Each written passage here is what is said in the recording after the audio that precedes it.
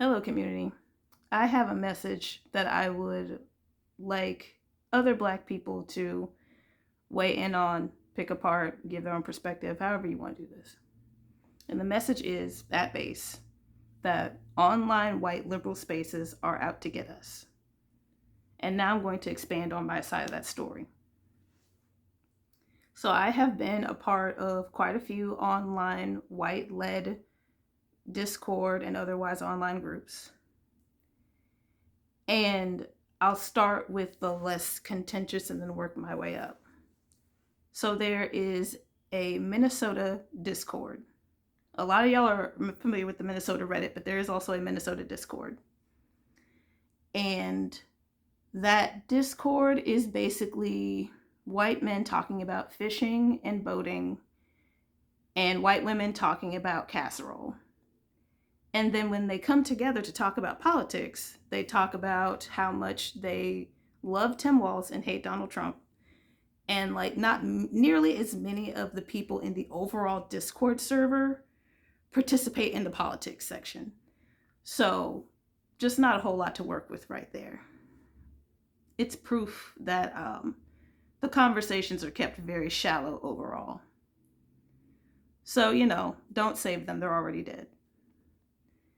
And then moving on to a grief online meetup that takes place on Google Meets. That was a grief meetup. I think specifically a COVID grief meetup, or anti-capitalism in general grief meetup. And it's out of Portland, and I have already had many much warning over time that the white leftists in Portland are not on the up and up. But I went to the group anyway. And there were a few other black and brown people in there. And things were fine until I said, progress isn't linear.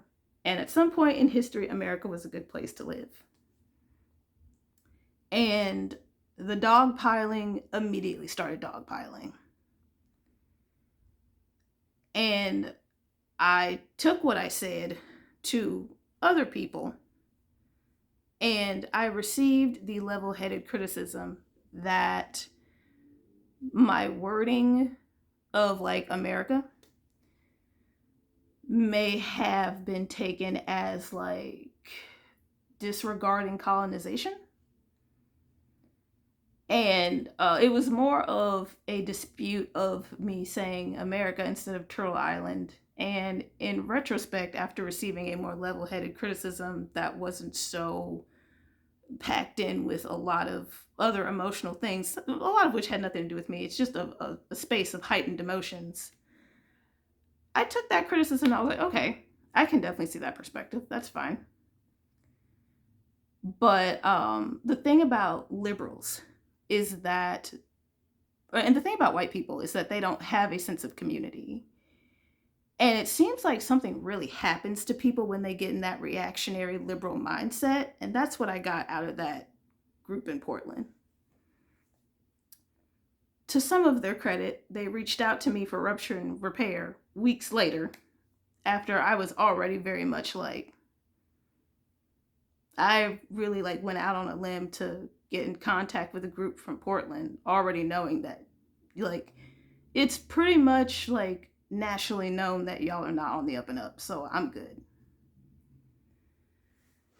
Uh and now coming back to where I am, the local groups in the Twin Cities. These there are some actual down ass people around here. But this town is overrun with white liberals.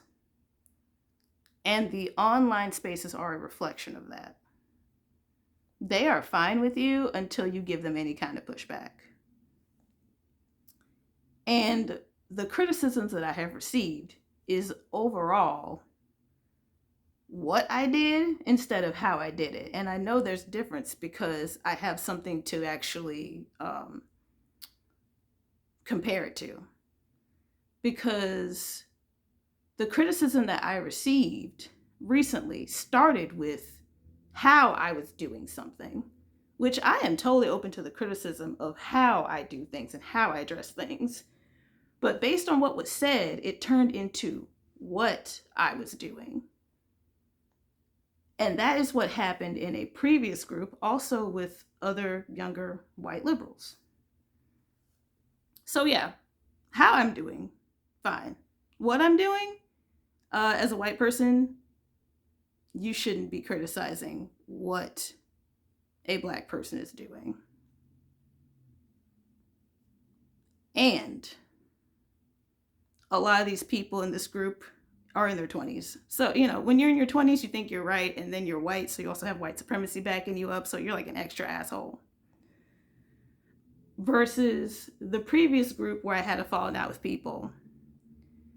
That was just like, I would say they were also probably in the same, there were more age range gaps because it wasn't an age-based space like this one was, which I know that sounds really fucking weird, but I promise you it's appropriate. But it's still like all of these younger and white people around my age, especially white women. And white women will not examine how they participate in white supremacy. Criticizing what I do instead of how I do it. It's like calling someone racist instead of saying what you did was racist. Focusing specifically on the action, that's the difference. And now that I say that out loud, I probably understand like why they don't know how to handle giving criticism appropriately, because they're not really taught that, because the accusations really do fly when it comes to white people. And I'm not calling any of these people racist. I'm just saying they will not unpack because they are in their 20s and they think they're right. And they're backed by white supremacy, so they think they're right. If they ever do unpack, it will be many years from now, from where they are in their 20s and 30s. So I guess my conclusion from the things that have happened in my perspective is, if you must deal with white people, and I hope you never have to, just deal with them in person. Because online, my main issue with online is that other white people are really quick to dogpile. They don't know how to just let one or two people handle a thing. They're just like, oh, we're criticizing a black person, let me get in on this too. It's like, no, shut the fuck up, let that person handle it.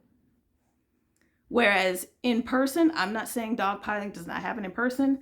I'm saying that when you're in person, you can see people's body languages and facial expressions. Dogpiling is more discouraged versus these impersonal online spaces. So yeah, that's all I have for that. Y'all take care now. Oh, and give care. That was the advice I got. Take care and give care.